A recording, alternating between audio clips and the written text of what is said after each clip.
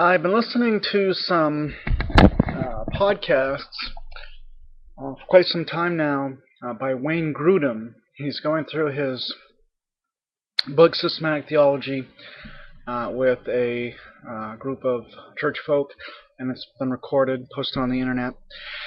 It's quite good. I would recommend it to you all. He's very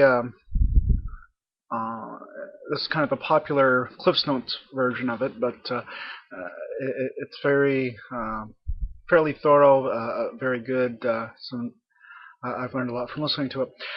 But there is one thing that he said that didn't sit right with me. Wayne Grudem is apparently a Calvinist, and Calvinism doesn't sit well with me. But the thing that he said specifically that doesn't whether one accepts Calvinism or not, it just seems like it can't be true, is that he was talking about preaching the gospel. Now, when preaching the gospel, of course, is a good thing, but the question came up: should we preach the gospel to all men, because not all men are part of the elect? And the statement is that the evangelist would say to a person that they're preaching the gospel to is that Jesus died for you. But if the doctrine of limited atonement is correct, and if the person you're preaching to is not part of the elect, then Jesus did not die for you. And I remember a while ago watching a video clip. There was somebody at BYU, and BYU is a Mormon institution, not a Calvinistic or Christian institution, but a non-Christian Mormon institution. And the professor was asked what to tell people when the Mormon students are asked if they believe that we can become gods. And he said that because they're not familiar, the Gentiles, if you will, are not familiar with all of the context of eternal progression and various themes of Mormon theology, that they should be told that Mormons believe in one God. Well, Mormons don't believe in one God.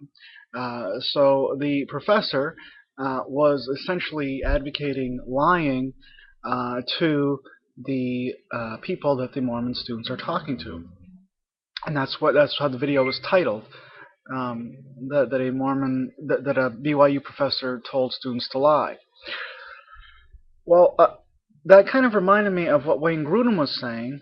And again, I don't put Wayne Grudem in the class of a Mormon professor, but it did seem kind of similar. He said, well, we don't really know who is elect or not, and we do believe in preaching to all people, so we just kind of hope that the person we're talking to is part of the elect, and we can tell them that Jesus did die for them. So I've been thinking about limited atonement lately, and I've been watching some videos. Somebody sent me a video from a YouTuber named Refuting Calvinism. He's been talking about various things. So this has been on my mind, and I think that if a person is going to be a Calvinist, they really can't tell people that Jesus died for them, because Jesus didn't die for them unless they are part of the elect, but only God knows who the elect are. So I guess what I'm trying to say is, though I don't myself agree with Calvinism, I don't think. Um,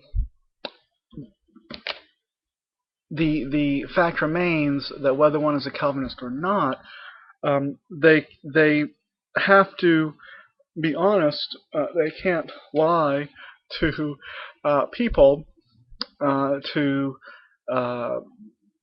I guess uh, kind of soften the message of the gospel.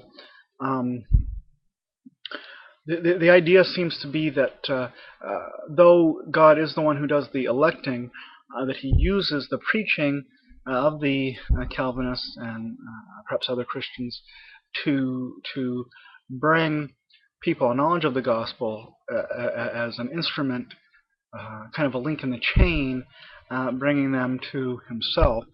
Um, and we don't know who has been chosen and who hasn't, but we do know that some have, and we are the ones to do the preaching.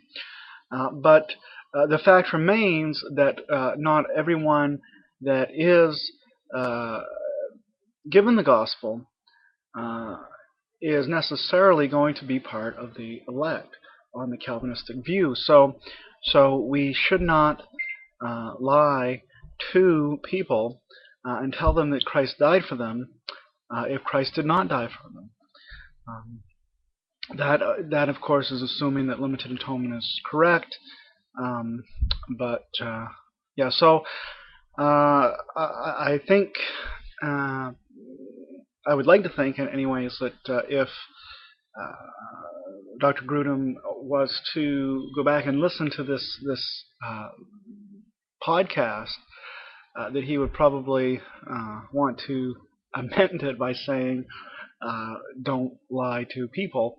But kind of in the heat of the moment, in the flow of the conversation, perhaps he was just being carried along. That's what I would like to think, given the benefit of the doubt there. But at the very least, I can say that though I don't agree with Calvinism, we should not, or they should not, the Calvinists, say things that aren't true as though they were true, hoping that Jesus did die for these people. Yeah, so that's just my own little two thoughts. I'm all about being logical, being consistent with one's views, with one's beliefs. I hadn't posted a video for a while, so I thought I would just mention this briefly, and feel free to chime in, especially if you are a Calvinist, if you think what I'm saying is true, or if I'm misrepresenting Wayne Grudem or what have you. But again, Wayne Grudem, solid scholar, biblical, has a lot of biblical knowledge, and really good theologian.